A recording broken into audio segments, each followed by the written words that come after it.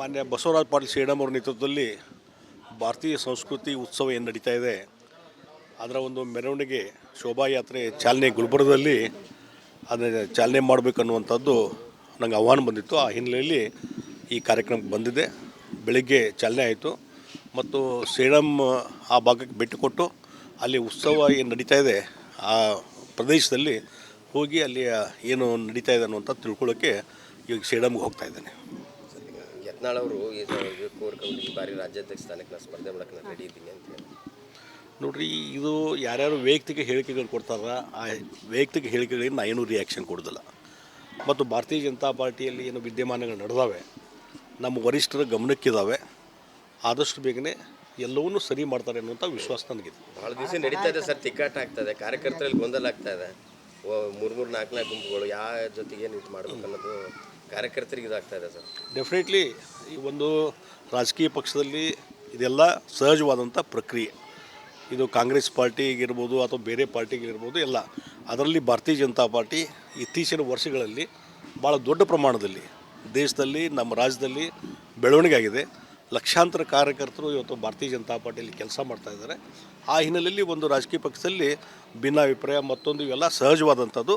ಆದರೆ ಅದಕ್ಕೆಲ್ಲವೂ ಇತಿಶ್ರೀ ಹಾಡುವಂಥ ಕೆಲಸ ನಮ್ಮ ವರಿಷ್ಠರು ಮಾಡ್ತಾರೆ. ಮೋದಿ ಅಮಿತ್ ಶಾ ಅವರು ಎಷ್ಟೇ ಕುಂಭಮೇಳ ಸ್ನಾನ ಮಾಡಿದ್ರು ಹೋಗೋದು ನರಕಕ್ಕೆ ಅನ್ನುವಂಥ ಹೇಳಿಕೆ. ಅದಕ್ಕೆ ಮಲ್ಲಿಕಾರ್ಜುನ್ ಖರ್ಗೆ ಅವರು ಏನು ಹೇಳಿಕೆ ಕೊಟ್ಟಿದ್ದಾರಲ್ಲ ಅದು ಅವ್ರ ಸಂಸ್ಕೃತಿಯನ್ನು ತೋರಿಸ್ತದೆ.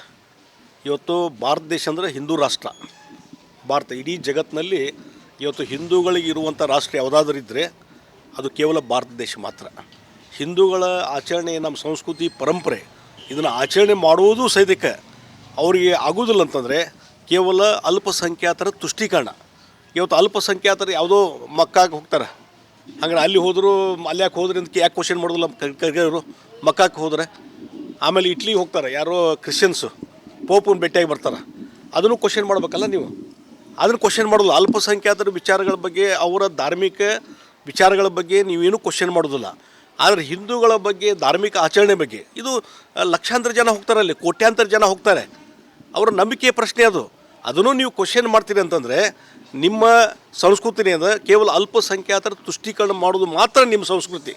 ಹೀಗಾಗಿ ಆ ಹಿನ್ನೆಲೆಯಲ್ಲಿ ಮಲ್ಲಿಕಾರ್ಜುನ್ ಖರ್ಗೆ ಹಿಂದೂ ಸಮಾಜಕ್ಕೆ ಒಂದು ಅಪಮಾನ ಮಾಡಿದ್ದಾರೆ. ಅದನ್ನು ಖಂಡಿಸ್ತಾ ಇದ್ದೇನೆ. ಈ ರೀತಿ ಹಿಂದೂಗಳ ಅಪಮಾನ, ಅದೇ ರೀತಿ ಅಲ್ಪಸಂಖ್ಯಾತರ ವಿಚಾರಗಳ ಬಗ್ಗೆ ಧಾರ್ಮಿಕ ಕೇಂದ್ರಗಳ ಬಗ್ಗೆ ಅವರು ಮಾತಾಡಿದ್ರೆ ಅವ್ರ ಅಸ್ತಿತ್ವ ಉಳಿತಿದ್ರು ಅನ್ನೋ ಪ್ರಶ್ನೆ ಬರ್ತೀನಿ ನಾನು. ಹೀಗಾಗಿ ಈ ಖರ್ಗೆ ಅವರು ಇದನ್ನೆಲ್ಲ ಅರ್ಥ ಮಾಡ್ಕೋಬೇಕು ಮತ್ತು ಇದಕ್ಕೆ ಯಾವುದೇ ರೀತಿ ವ್ಯಂಗ್ಯವಾಗಿ ಮಾತಾಡುವಂಥ ನಿಲ್ಲಿಸ್ರಿ. ಹಿಂದೂಗಳ ಭಾವನೆಗೆ ಧಕ್ಕೆ ತರುವಂಥ ಕೆಲಸ ಖರ್ಗೆ ಅವ್ರು ಮಾಡಬಾರ್ದು ಅಂತ ನಾ ಹೇಳ್ತೇನೆ.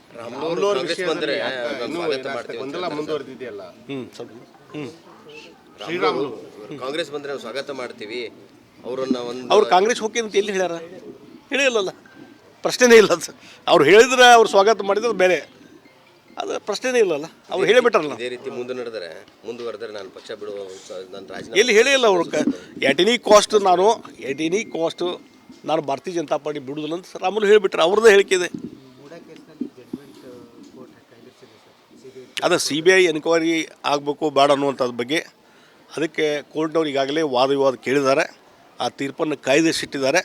ಅಲ್ಲಿ ಏನಾಗ್ತದೆ ನಾವು ವೇಟ್ ಮಾಡಿಕೊಂಡು ನಾವು ಮೊದಲಿಂದ ಭಾರತೀಯ ಜನತಾ ಪಾರ್ಟಿ ಈ ಮೂಡಾ ಹಗರಣ ಭಾಳ ಒಂದು ದೊಡ್ಡದಾದಂಥ ಹಗರಣ. ಇದರಲ್ಲಿ ಮುಖ್ಯಮಂತ್ರಿಗಳು ಇನ್ವಾಲ್ವ್ ಇರೋದ್ರಿಂದ ಇವತ್ತು ಲೋಕಾಯುಕ್ತ ಅಥವಾ ಸ್ಥಳೀಯವಾದಂಥ CID ಮತ್ತೊಂದು ಇದರ ಮುಖಾಂತರ ತನಿಖೆ ಆಗಲಿಕ್ಕೆ ಸಾಧ್ಯ ಇಲ್ಲ. ಸ್ಥಳೀಯ ಆದಂಥ ಅಧಿಕಾರಿಗಳು ಇರೋದ್ರಿಂದ ಅದಕ್ಕಾಗಿ ಇದನ್ನು CBI ತನಿಖೆ ಕೊಡಬೇಕನ್ನುವಂಥ ಒತ್ತಾಯ ಮೊದಲಿಂದ ನಾವು ಮಾಡ್ತಾ ಇದ್ದೇವೆ. ಈಗ ಕೆಲವರು ಕೋರ್ಟಿಗೆ ಹೋಗಿದ್ದಾರೆ, ಅಲ್ಲೇನು ತೀರ್ಪು ಬರ್ತಾರೆ ಅದು ನೋಡೋಣಂತೆ, ವೇಟ್ ಮಾಡೋಣಂತೆ. CBI ಅಂದರೆ ಯಾಕೆ ಭಯ ಕಾಂಗ್ರೆಸ್ ಈ ಪ್ರಕರಣದಲ್ಲಿ? ಇಲ್ಲ, ಮೊದಲಿಂದು CBI ಅಂತಂದರೆ ಅವ್ರಿಗೆ ಯಾವಾಗಲೂ ಭಯ ಇದ್ದೇ ಇದೆ. ಯಾಕಂದರೆ ಇಲ್ಲೇನೋ ಕೇಸ್ಗಳನ್ನು ಮುಚ್ಚಿ ಹಾಕ್ಬೋದು ಅನ್ನುವಂಥದ್ದು. ಹಿಂದೆ ನೋಡಿ ಲೋಕಾಯುಕ್ತ ಇದ್ದದನ್ನು ಲೋಕಾಯುಕ್ತ ಮುಚ್ಚಿ ಹಾಕಿ, ಲೋಕಾಯುಕ್ತ ಸಂಸ್ಥೆಯನ್ನು ಮುಚ್ಚಿ ಹಾಕಿ ACB ತರುವಂಥದ್ದು, ಆ್ಯಂಟಿ ಕರಪ್ಷನ್ ಬ್ಯೂರೋ ಅಂತ ತರುವಂಥ ಕೆಲಸ ಯಾರು ಮಾಡಿದ್ರು? ಸಿದ್ದರಾಮಯ್ಯ. ಮುಂದೆ ಕೋರ್ಟ್ನವರು ಅದನ್ನು ಕ್ವಾಶ್ ಮಾಡಿ ಲೋಕಾಯುಕ್ತ ಪುನಃ ಅಸ್ತಿತ್ವ ತರುವಂಥ ಕೆಲಸ ಕೋರ್ಟ್ನವ್ರು ಮಾಡಿದರು. ಹೀಗಾಗಿ ಇವತ್ತು ಸ್ಥಳೀಯವಾದಂಥ ಅಧಿಕಾರಿಗಳ ಎನ್ಕ್ವೈರಿಯಲ್ಲಿರ್ತದೆ, ಅದರ ಮೇಲೆ ಅವ್ರ ನಂಬಿಕೆ ಇದೆ. ಹೀಗಾಗಿ CBI ಅಂದ್ಕೊಳ್ಳೆ ಅದ್ರ ಮೇಲೆ ಮೊದಲಿಂದ ಹೆದರಿಕೆ ಕಾಂಗ್ರೆಸ್ಸವ್ರು ಇದ್ದೇ ಇದೆ. ಮಾನ್ಯ ಬಸವರಾಜ ಪಾಟೀಲ್ ಶ್ರೀರಾಮ್ ಅವರ ನೇತೃತ್ವದಲ್ಲಿ ಭಾರತೀಯ ಸಂಸ್ಕೃತಿ ಉತ್ಸವ ಏನು ನಡೀತಾ ಇದೆ ಅದರ ಒಂದು ಮೆರವಣಿಗೆ ಶೋಭಾಯಾತ್ರೆ ಚಾಲನೆ ಗುಲ್ಬರ್ಗದಲ್ಲಿ ಅದನ್ನು ಚಾಲನೆ ಮಾಡಬೇಕನ್ನುವಂಥದ್ದು ನನಗೆ ಆಹ್ವಾನ ಬಂದಿತ್ತು. ಆ ಹಿನ್ನೆಲೆಯಲ್ಲಿ ಈ ಕಾರ್ಯಕ್ರಮಕ್ಕೆ ಬಂದಿದ್ದೆ. ಬೆಳಗ್ಗೆ ಚಾಲನೆ ಆಯಿತು ಮತ್ತು ಸೇಡಂ ಆ ಭಾಗಕ್ಕೆ ಭೇಟಿ ಕೊಟ್ಟು ಅಲ್ಲಿ ಉತ್ಸವ ಏನು ನಡೀತಾ ಇದೆ ಆ ಪ್ರದೇಶದಲ್ಲಿ ಹೋಗಿ ಅಲ್ಲಿ ಏನು ನಡೀತಾ ಇದೆ ಅನ್ನುವಂಥ ತಿಳ್ಕೊಳ್ಳೋಕ್ಕೆ ಈಗ ಸೇಡಂಗೆ ಹೋಗ್ತಾ ಇದ್ದೇನೆ. ಯತ್ನಾಳ್ ಅವರು ಈ ಬಾರಿ ರಾಜ್ಯಾಧ್ಯಕ್ಷ ಸ್ಥಾನಕ್ಕೆ ನಾನು ಸ್ಪರ್ಧೆ ಮಾಡೋಕ್ಕೆ ನಾನು ರೆಡಿ ಇದ್ದೀನಿ ಅಂತ ಹೇಳಿ. ನೋಡ್ರಿ, ಇದು ಯಾರ್ಯಾರು ವೈಯಕ್ತಿಕ ಹೇಳಿಕೆಗಳು ಕೊಡ್ತಾರ, ಆ ವೈಯಕ್ತಿಕ ಹೇಳಿಕೆಗಳಿಗೆ ನಾನು ಏನೂ ರಿಯಾಕ್ಷನ್ ಕೊಡೋದಿಲ್ಲ. ಮತ್ತು ಭಾರತೀಯ ಜನತಾ ಪಾರ್ಟಿಯಲ್ಲಿ ಏನು ವಿದ್ಯಮಾನಗಳು ನಡೆದಾವೆ ನಮ್ಮ ವರಿಷ್ಠರ ಗಮನಕ್ಕಿದ್ದಾವೆ. ಆದಷ್ಟು ಬೇಗನೆ ಎಲ್ಲವನ್ನೂ ಸರಿ ಮಾಡ್ತಾರೆ ಅನ್ನುವಂಥ ವಿಶ್ವಾಸ ನನಗಿದೆ. ಭಾಳ ದಿವಸ ನಡೀತಾ ಇದೆ ಸರ್, ತಿಕ್ಕಾಟ ಆಗ್ತದೆ, ಕಾರ್ಯಕರ್ತರಲ್ಲಿ ಗೊಂದಲ ಆಗ್ತಾ ಇದೆ. 3 4 ಗುಂಪುಗಳು ಯಾವ ಜೊತೆಗೆ ಏನು ಇದು ಮಾಡ್ಬೇಕು ಅನ್ನೋದು ಕಾರ್ಯಕರ್ತರಿಗೆ ಇದಾಗ್ತಾ ಇದೆ ಸರ್. ಡೆಫಿನೆಟ್ಲಿ ಈ ಒಂದು ರಾಜಕೀಯ ಪಕ್ಷದಲ್ಲಿ ಇದೆಲ್ಲ ಸಹಜವಾದಂಥ ಪ್ರಕ್ರಿಯೆ. ಇದು ಕಾಂಗ್ರೆಸ್ ಪಾರ್ಟಿಗಿರ್ಬೋದು ಅಥವಾ ಬೇರೆ ಪಾರ್ಟಿಗಿರ್ಬೋದು ಎಲ್ಲ. ಅದರಲ್ಲಿ ಭಾರತೀಯ ಜನತಾ ಪಾರ್ಟಿ ಇತ್ತೀಚಿನ ವರ್ಷಗಳಲ್ಲಿ ಭಾಳ ದೊಡ್ಡ ಪ್ರಮಾಣದಲ್ಲಿ ದೇಶದಲ್ಲಿ ನಮ್ಮ ರಾಜ್ಯದಲ್ಲಿ ಬೆಳವಣಿಗೆ ಆಗಿದೆ. ಲಕ್ಷಾಂತರ ಕಾರ್ಯಕರ್ತರು ಇವತ್ತು ಭಾರತೀಯ ಜನತಾ ಪಾರ್ಟಿಯಲ್ಲಿ ಕೆಲಸ ಮಾಡ್ತಾಯಿದ್ದಾರೆ. ಆ ಹಿನ್ನೆಲೆಯಲ್ಲಿ ಒಂದು ರಾಜಕೀಯ ಪಕ್ಷದಲ್ಲಿ ಭಿನ್ನಾಭಿಪ್ರಾಯ ಮತ್ತೊಂದು ಇವೆಲ್ಲ ಸಹಜವಾದಂಥದ್ದು.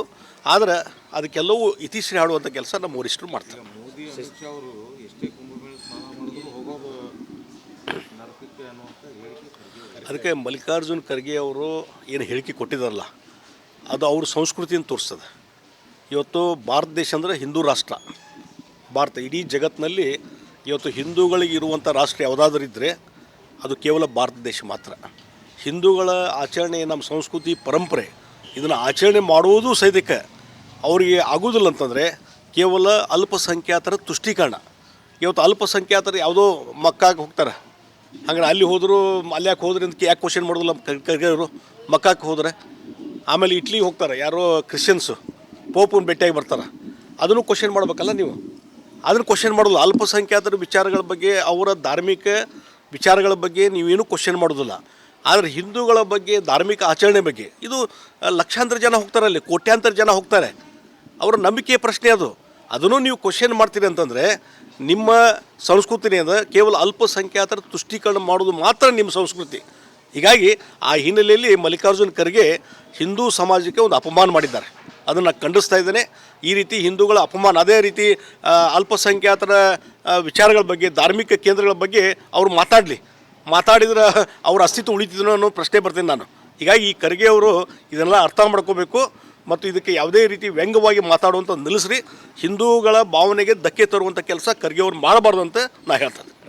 ಕಾಂಗ್ರೆಸ್ ಬಂದರೆ ಮುಂದುವರೆದಿದೆಯಲ್ಲ. ಕಾಂಗ್ರೆಸ್ ಬಂದರೆ ನಾವು ಸ್ವಾಗತ ಮಾಡ್ತೀವಿ ಅವರನ್ನು. ಅವ್ರು ಕಾಂಗ್ರೆಸ್ ಹೋಗಿ ಅಂತ ಎಲ್ಲಿ ಹೇಳ್ಯಾರ? ಹೇಳಿಲ್ಲಲ್ಲ, ಪ್ರಶ್ನೆನೇ ಇಲ್ಲ ಅದು. ಅವ್ರು ಹೇಳಿದ್ರೆ ಅವ್ರು ಸ್ವಾಗತ ಮಾಡಿದ್ರೆ ಬೇರೆ, ಅದು ಪ್ರಶ್ನೆನೇ ಇಲ್ಲಲ್ಲ. ಅವ್ರು ಹೇಳಿಬಿಟ್ರಲ್ಲ. ಇದೇ ರೀತಿ ಮುಂದುವರೆದರೆ ನಾನು ಪಕ್ಷ ಬಿಡುವ, ನನ್ನ ರಾಜೀನಾಮೆ ಎಲ್ಲಿ ಹೇಳಿಲ್ಲ ಅವರು. ಎಟ್ ಎನಿ ಕಾಸ್ಟ್ ನಾನು ಭಾರತೀಯ ಜನತಾ ಪಾರ್ಟಿ ಬಿಡುವುದಿಲ್ಲ ಅಂತ ರಾಮುಲು ಹೇಳಿಬಿಟ್ರೆ, ಅವ್ರದ್ದೇ ಹೇಳಿಕೆ ಇದೆ. ಅದು CBI ಎನ್ಕ್ವೈರಿ ಆಗಬೇಕು ಬೇಡ ಅನ್ನುವಂಥದ್ರ ಬಗ್ಗೆ ಅದಕ್ಕೆ ಕೋರ್ಟ್ನವ್ರು ಈಗಾಗಲೇ ವಾದ ವಿವಾದ ಕೇಳಿದ್ದಾರೆ. ಆ ತೀರ್ಪನ್ನು ಕಾಯ್ದಿರಿಸಿಟ್ಟಿದ್ದಾರೆ. ಅಲ್ಲಿ ಏನಾಗ್ತದೆ ನಾವು ವೇಟ್ ಮಾಡೋಣ ಅಂತ. ವೇಟ್ ಮಾಡಿಕೊಂಡು ನಾವು ಮೊದಲಿಂದ ಭಾರತೀಯ ಜನತಾ ಪಾರ್ಟಿ ಈ ಮೂಡ ಹಗರಣ ಭಾಳ ಒಂದು ದೊಡ್ಡದಾದಂಥ ಹಗರಣ. ಇದರಲ್ಲಿ ಮುಖ್ಯಮಂತ್ರಿಗಳಿಗೆ ಇನ್ವಾಲ್ವ್ ಇರೋದ್ರಿಂದ ಇವತ್ತು ಲೋಕಾಯುಕ್ತ ಅಥವಾ ಸ್ಥಳೀಯವಾದಂಥ CID ಮತ್ತೊಂದು ಇದರ ಮುಖಾಂತರ ತನಿಖೆ ಆಗಲಿಕ್ಕೆ ಸಾಧ್ಯ ಇಲ್ಲ. ಸ್ಥಳೀಯ ಆದಂಥ ಅಧಿಕಾರಿಗಳು ಇರೋದ್ರಿಂದ ಅದಕ್ಕಾಗಿ ಇದನ್ನು CBI ತನಿಖೆ ಕೊಡಬೇಕನ್ನುವಂಥ ಒತ್ತಾಯ ಮೊದಲಿಂದ ನಾವು ಮಾಡ್ತಾ ಇದ್ದೇವೆ.